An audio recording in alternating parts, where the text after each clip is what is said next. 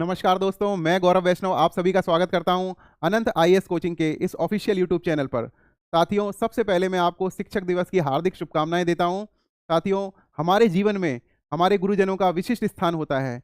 हम जो भी बनते हैं या हम अपने जीवन में जो भी सफलता प्राप्त करते हैं, उसमें हमारे गुरुजनों का अनुपम योगदान है। साथियों, आरएएस 2024 की वैकेंसी, जिसकी आप सबको बेसब्री से इंतजार था, राजस्थान सरकार ने इस परीक्षा की विज्ञप्ति हाल ही में जारी कर दी है। आज हम इस वीडियो में बात करेंगे कि इस परीक्षा के लिए क्या अर्हताएं हैं, क्या योग्यताएं हैं, क्या आयु सीमा है, क्या पदों का वर्गीकरण है, कौन सी किताबें हमें पढ़नी चाहिए और कुछ इंपॉर्टेंट टिप्स भी देंगे। साथ ही हम बात करेंगे परीक्षा की तिथि के बारे में। साथियों, जब परीक्षा की तिथि हमें पता लग जाए तो हमें तैयारी करना आसान होता है।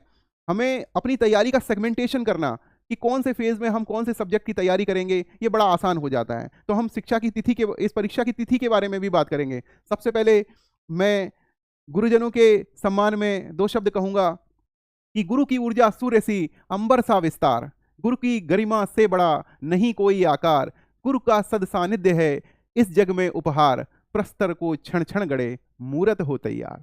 तो सबसे पहले आपको शिक्षक दिवस की शुभकामनाएं, और इसके साथ ही हम शुरू करते हैं कि टोटल 733 वैकेंसीज राजस्थान सरकार ने इस विज्ञप्ति के माध्यम से निकाली है।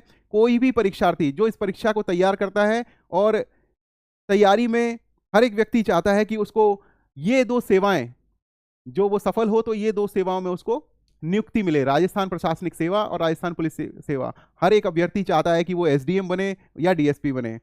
तो राजस्थान प्रशासनिक सेवा में 28 पदों पर वैकेंसी निकाली गई है। राजस्थान पुलिस सेवा में 50 वैकेंसी, राजस्थान लेखा सेवा में 109 वैकेंसी निकाली गई हैं, राजस्थान सहकारी सेवा में 2 वैकेंसी, राजस्थान वाणिज्यिक कर सेवा में 59 वैकेंसी, और राजस्थान ग्रामीण विकास सेवा में 40 वैकेंसी, और राजस्थान राज्य कृषि सेवा विपणन अधिकारी की जो वैकेंसी है ये है 16। तो साथियों, ये कुछ मेजर वैकेंसी हैं जिनमें पदों की संख्या अधिक है। बाकी उसके साथ में कुछ मतलब ऐसी वैकेंसी हैं जिनमें कोई पद राजस्थान सरकार ने विज्ञप्ति में जारी नहीं किया है, जैसे राजस्थान आबकारी सामान्य सेवा, राजस्थान आबकारी सेवा, राजस्थान अल्पसंख्यक मामलात सेवा, राजस्थान पर्यटन सेवा। इनमें कोई वैकेंसी जारी नहीं की है। राजस्थान समेकित बाल विकास में भी 0 पद की वैकेंसी, देवस्थान सेवा में 0 पद की वैकेंसी निकली है। तो उसके बाद ही हम बात करेंगे अधीनस्थ सेवाओं में, जिन तो 387 पदों की वैकेंसी निकाली गई। राजस्थान देवस्थान सेवा अधीनस्थ सेवा में 11 वैकेंसी। सबसे ज्यादा वैकेंसी जो राजस्थान अधीनस्थ सेवा में निकाली गई हैं वो तहसीलदार सेवा में निकाली गई हैं। राजस्थान तहसीलदार सेवा में नायब तहसीलदार के 166 पद निकाले गए हैं, और राजस्थान तहसीलदार सेवा में शायद तहसीलदार के 12 पदों की विज्ञप्ति जारी हुई है। राजस्थान अधीनस्थ सेवा राज्य कृषि विपणन अनुभाग में 55 वैकेंसी। राजस्थान सामाजिक न्याय एवं अधिकारिता अधीनस्थ सेवा में 42 वैकेंसी। ये कुछ मेजर वैकेंसी है। राजस्थान सहकारिता अधीनस्थ सेवा में 41 वैकेंसी। ये कुछ मेजर वैकेंसी हैं जिनमें पदों की संख्या अधिक है। बाकी अन्य पदों में भी वैकेंसी 3, 14, 8 इस तरह से निकाली गई है। बहुत सारे पद ऐसे भी हैं जिनमें कोई वैकेंसी नहीं निकाली गई है। तो अभ्यर्थी को चाहिए कि जिनमें उनकी स्पेशलिटी हो, जिन परीक्षाओं में उनकी योग्यता जो न्यूनतम योग्यता है मेल खाती हो, उसमें उन्हें तैयारी करनी चाहिए, और ना कि पदों की संख्या देखकर। शैक्षणिक अर्हता संबंधी प्रावधान दिए गए हैं। आयु सीमा दी गई है। आयु सीमा दिनांक 1 जनवरी 2025 को 21 वर्ष न्यूनतम और 40 वर्ष अधिकतम। ये अनारक्षित वर्ग के लिए 21 से 40 वर्ष की आयु सीमा दी गई है। अराजपत्रित अधिकारी नॉन गजेटेड ऑफिसर जो 25 वर्ष की आयु प्राप्त कर चुका हो वो सेवा में के लिए परीक्षा दे सकता है, और अधिकतम 45 वर्ष की आयु तक वो इस परीक्षा को दे सकता है। राजस्थान सेवा के एससी, एसटी, ओबीसी व ईडब्ल्यूएस वर्ग के लिए उनके वर्ग के हिसाब से आयु में अधिकतम छूट दी गई है। जैसे कि राज्य के एससी, एसटी, ओबीसी व आर्थिक रूप से कमजोर वर्ग के लिए 5 वर्ष, राजस्थान के एससी, एसटी, ओबीसी व ईडब्ल्यूएस वर्ग में यदि महिला है तो उसके लिए 10 वर्ष की, अनारक्षित वर्ग में यदि कोई महिला है तो उसके लिए 5 वर्ष की छूट, और यदि कोई ऐसी महिला है जो विधवा है या जिसका जो तलाकशुदा है या विवाह विच्छिन्न हो चुका है, उसके लिए अधिकतम आयु की कोई सीमा नहीं है। तो इस प्रकार ही अलग अलग वर्ग के लिए आयु में अलग अलग रिलैक्सेशन दिया गया है। साथ ही हम बात करेंगे अन्य कुछ वर्गों के बारे में, the upper age limit for the reservist namely for the defence personnel transfer to the reserve and ex serviceman personnel, और एक्स सर्विसमैन पर्सनल के लिए 50 साल की, और राजस्थान राज्य के क्रियाकलापों के संबंध में सब्सटेंटिव तौर पर काम कर रहे व्यक्तियों के मामले में अधिकतम आयु 45 वर्ष। पंचायत समितियों तथा जिला परिषद के कारोबार में सब्सटेंटिव रूप से कार्यरत अधिकतम आयु 45 वर्ष होगी। राजस्थान के सार्वजनिक क्षेत्र के उपक्रमों निगमों सब्सटेंटिव रूप से काम कर रहे व्यक्तियों के लिए आयु सीमा अधिकतम 40 वर्ष होगी। साथियों, अब हम बात करेंगे कि चयन प्रक्रिया किस प्रकार होगी। चयन प्रक्रिया के लिए हम किस प्रकार से फॉर्म को फिल करेंगे। चयन प्रक्रिया अभ्यर्थियों का चयन प्रतियोगिता परीक्षा एवं साक्षात्कार के माध्यम से किया जाएगा। तो जैसा कि हम जानते हैं कि जो हर बार की तरह प्री, मेंस और उसके बाद पर्सनल इंटरव्यू, ये साक्षात्कार की जो प्रक्रिया है हमारे प्री और मेंस के बाद, इस प्रकार से ये चयन की प्रक्रिया की जाएगी। अब हम बात करेंगे कि परीक्षा योजना क्या है। परीक्षा का स्थान, साथियों हमें बहुत सारी ऐसी खबरें मिलती रही हैं जो परीक्षा लीक से संबंधित रही हैं, इसलिए सरकार ने महत्वपूर्ण कदम उठाते हुए परीक्षा का स्थान व तिथि के संबंध में पहले कोई सूचना नहीं देते हैं, और इसको सूचना जो है परीक्षा के कुछ समय पहले ही तिथि व स्थान की सूचना दी जाएगी।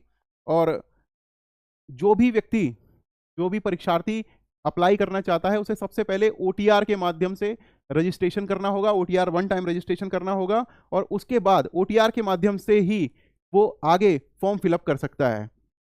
OTR जो 1 टाइम रजिस्ट्रेशन है, इससे परीक्षार्थियों को अन्य एग्जाम जो भरता है उस साल में भरने में बड़ी आसानी रहती है, क्योंकि पहले जब OTR नहीं था तो बार बार हमें सारी डिटेल्स बार बार भरनी पड़ती थी, लेकिन OTR के माध्यम से यदि हम अप्लाई करते हैं तो हमें कुछ जो हमारी बुनियादी जो जानकारी है वो बार बार नहीं भरनी पड़ती है। 1 टाइम रजिस्ट्रेशन लागू किए जाने के कारण ऑनलाइन आवेदन में अभ्यर्थियों के नाम, एक इंपॉर्टेंट बात जो OTR रजिस्ट्रेशन के बारे में बताई गई है कि विद्यार्थियों का नाम, पिता का नाम, जन्म स्थिति, इसमें परिवर्तन करना OTR में एक बार यदि हमने OTR में भर दी तो संभव नहीं होगा। और यदि कोई व्यक्ति किसी प्रकार का संशोधन करना चाहता है तो जब जो भी इसकी लास्ट डेट है, लास्ट डेट के 10 दिन बाद सूचित किया जाएगा, और वो हम उसको संशोधन को कर सकते हैं। उसके लिए 500 रुपये, सभी प्रकार के अनुमत संशोधन हेतु शुल्क 500 रुपये निर्धारित है, और ये एक बार ही संशोधन कर सकते हैं, बार बार संशोधन नहीं कर सकते। 1 टाइम किया जा सकता है अमेंडमेंट, जो भी आपने भरा है वो भी OTR में जो बुनियादी जानकारी है, जैसे आपका नाम है, पिता का नाम है और जन्म तिथि है, उसमें कोई भी परिवर्तन नहीं किया जा सकता। स्कीम ऑफ एग्जामिनेशन आप जानते ही हैं, प्री होगा, मेंस होगा और उसके बाद इंटरव्यू होगा। प्रीलिमिनरी एग्जामिनेशन में ऑब्जेक्टिव टाइप के क्वेश्चन आएंगे, 200 नंबर का पेपर होगा, 3 घंटे की समयावधि होगी। मेन एग्जामिनेशन के लिए हमें दे रखा है कि 4 पेपर होंगे, प्रत्येक का 200 मार्क्स होंगे, टोटल मार्क्स 800 होंगे, और यहाँ पर लिखा गया कि the candidate appearing in the main examination shall be required to obtain minimum 10%, हर पेपर में 10% मार्क्स, और टोटल जो नंबरों का एग्रीगेट 15% से ऊपर होना चाहिए, तभी पेपर चेक होगा। लेकिन हालांकि ये जो लिमिट है ये मिनिमम लिमिट है, 10% या 15% यदि आप ले भी आएंगे तो परीक्षा में आपका सिलेक्शन ना होना बिल्कुल तय है, क्योंकि कम से कम 50% मार्क्स आपको लाने ही पड़ेंगे यदि आप किसी महत्वपूर्ण पद पर अपना सिलेक्शन चाहते हैं तो। साथियों, इसलिए अभी से तैयारी में जुट जाइए, और मेहनत का कोई विकल्प नहीं है। आपकी मेहनत ही आपके प्रारब्ध को तैयार करती है, मेहनत के बिना कुछ भी नहीं मिलता।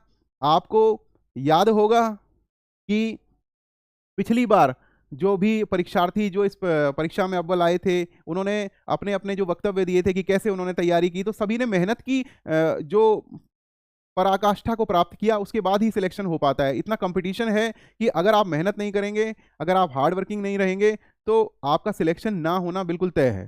तो इसको अभी से जुट जाइए, क्योंकि हमें जो इम्पोर्टेंट इसके बारे में जो जानकारी मिल गई है कि 2 फरवरी को दिन रविवार को ये परीक्षा का प्री होना निर्धारित है। प्रारंभिक परीक्षा 2024, इसके लिए 2 फरवरी की डेट राजस्थान सरकार ने निर्धारित कर दी है। तो अभी से यदि जो भी व्यक्ति, जो भी परीक्षार्थी परीक्षा में जुट जाएगा, तैयारी में जुट जाएगा, और वो सेगमेंटेशन कर लेगा कि उसे कब कौन से फेज में कौन सी तैयारी करनी है, क्योंकि आपके पास आज से लेकर आज 5 सितंबर है, शिक्षक दिवस है, आज के बाद आपको 25 दिन जो है वो सितंबर में मिलेंगे और उसके बाद आपके पास 3 महीने हैं। तो टोटल लगभग 4 महीने का टाइम आपके पास है प्री परीक्षा को तैयार करने के लिए। साथ में आपको अपने मेंस के सब्जेक्ट का भी प्रिपरेशन करनी होगी। तो अभी से जुट जाइए और अभी से आपकी तैयारी के लिए मैं हार्दिक शुभकामनाएं देता हूं। आप सभी लोग मेहनत कीजिए, सिलेक्शन लीजिए और साथ में ही जो हमारा जो चैनल है इसको लाइक और सब्सक्राइब भी कीजिए ताकि हम महत्वपूर्ण जानकारी आपको इसी प्रकार से देते रहें। Thank you so